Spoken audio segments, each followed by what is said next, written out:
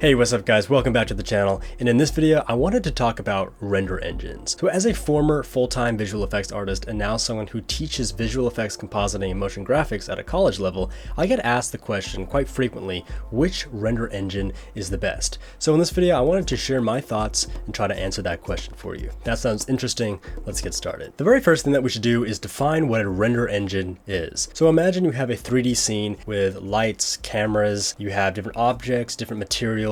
What a render engine is going to do is going to calculate all the light, all the shading information, all the reflections, the materials, how light hits certain objects, and it's going to create a 2D representation of that 3D scene based on where the camera is. If you have a look online, I'm sure you can find a much more in-depth and succinct explanation of rendering, but essentially, that's what it's doing. So one thing that we need to establish right at the beginning is what are the differences between different render engines? And various render engines will have specific things that they're better at. So for example, Redshift is an excellent GPU renderer, so it can harness the power simply of the graphics card instead of having to use the CPU. Some renderers have very good ray tracing technology, and other ones have very good displacement technology and things like that. But at the end of the day, all render engines do the same thing, and that is they render. They convert that 3D scene into a 2D image. When you're comparing different render engines, you'll often see one render engine very common in one specific area. For example, V-Ray is very common for architectural renderings. Doesn't necessarily mean that it's only for architectural renderings, but it just has dominated that industry. And one thing that you'll hear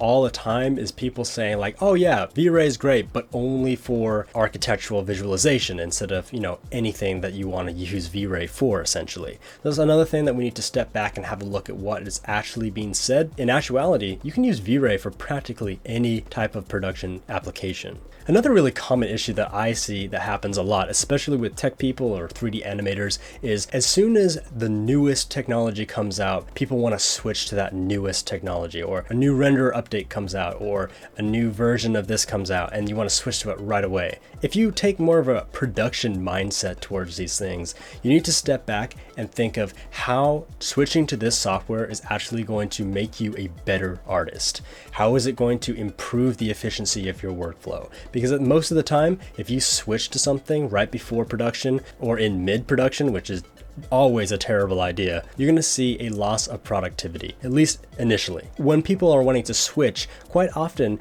they think that switching to this new software is magically going to make their artwork better. You've probably heard this saying come up quite a lot, like an artist is not defined by his or her tools, and to a large part this is true. However, especially when we're talking about 3D artists who have to use very complex pieces of software, if the artist doesn't know the ins and outs of that software, they are not going to be that productive. Software is not like a one-click all solution. No render engine is going to make your work magically better just because it might have a better ray tracing engine or it might do displacement better. Another thing that we need to keep in mind is how quickly this software can actually run. The latest bandwagon is GPU rendering, and GPU rendering is the future of rendering, but there's a lot of misconceptions I feel like with GPU rendering. So one of the things that I see quite a lot is people saying that, oh, GPU rendering is so much better than CPU rendering for all of these reasons. But one thing that you have to keep in mind is with a limited budget, GPU rendering really isn't practical yet, especially if you're only using GPU rendering. And it depends on the application as well. For example, let's say you have just a regular CPU renderer and you have 32 gigs of RAM. If your motherboard allows you to expand the RAM to, let's say, 64 gigs of RAM, the amount of texture work that you can add now into your scene and into the production flow of that render is so much greater than it would be for a GPU. GPUs are greatly limited by the amount of VRAM that they can have on the card. So even very expensive, like high-end NVIDIA Quadro cards, which cost thousands and thousands of dollars, might even just max out at 24 gigs. Whereas just using a CPU-based renderer doesn't really have any limit to how much RAM. You can scale the amount of RAM usually quite easily. So that's another thing that we need to keep in mind. Now, if you have multiple GPUs or distributed GPUs on a network of machines, then absolutely. But I think for most people, especially for individual artists, that's just not practical due to the amount of money it would cost to switch over to that type of system. So switching to Redshift, awesome. If you have enough GPUs to be able to actually utilize Redshift and what it is good for. And then you have Arnold, which only recently came out with a GPU renderer and mostly has been a CPU based renderer. With V-Ray, for example, there is a CPU component, which is very good. And there's also a GPU component, which is very good as well. And V-Ray now has a hybrid mode, which it can automatically determine which parts of the render it will render with the CPU and which ones it will render with the GPU. So when it comes down to actually choosing which render engine is the best, the answer, in my opinion, is quite simple. And that is the one that you know the best. Because as an artist, if you are trying to balance a production deadline and outputting artwork that is of a high quality, you could have an engine that does produce slightly better results, but it's not going to make your artwork that much better, especially if you really need to spend a lot of time learning that new software.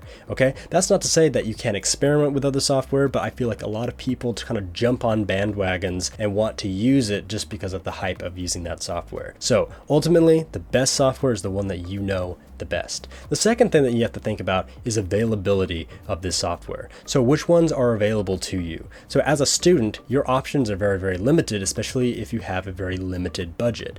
Nowadays, student licensing and doing more of a subscription model allows a lot of people to use software, especially render engines that previously were out of reach for people who are just starting out, or junior level artists, or freelancers who don't earn a lot of money. So if you're using 3ds Max or Maya, you can now have access to Arnold, which is a very, very good rendering engine. So if any of you remember previously, it used to be Mental-Ray, which was the big one that was packaged with Maya and Max and XSI, Softimage, before it was deprecated. And back, I think 2 years ago, maybe a little bit more than 2 years ago, after NVIDIA switched over to a payware model for Mental-Ray, it only lasted a few months and then they discontinued Mental-Ray. So after that happened, Autodesk switched to including a light version of Arnold with their software, which is very good. One of the things that some of my students ask me is, why are we using V-Ray and not Arnold? I always have to try to explain that while Arnold is free for students, it lacks some of the feature set from the full version of Arnold, which you do have to pay for. So things like batch rendering, you just can't do in Arnold with the free version right now.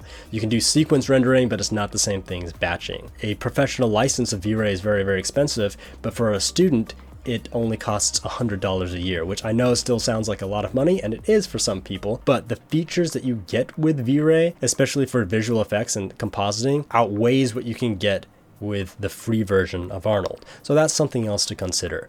Another thing that you should consider is the flexibility of using a certain render engine. I mentioned Arnold before, which is packaged with 3ds Max and Maya. You can also get a version of Arnold for Cinema 4D, for example. And with V-Ray also is for Max, Maya. You can use it for SketchUp. Even Unreal now has a V-Ray render engine plugin. When you're trying to learn a very, very complex piece of software, if you know that you might need to change to a different 3D animation software like Max or Maya, choosing a render engine that is available on both platforms is a very good way of making sure that you don't have to learn a brand new render engine if you switch. There are some nuanced differences between V-Ray for Maya and V-Ray for Max, for example, but it's not like having to learn a brand new piece of software. And the final tip here is, if you are trying to switch to a very new render engine, maybe you saw some excellent demo where it demonstrated some ability to render displacement very, very quickly. You think that's really cool.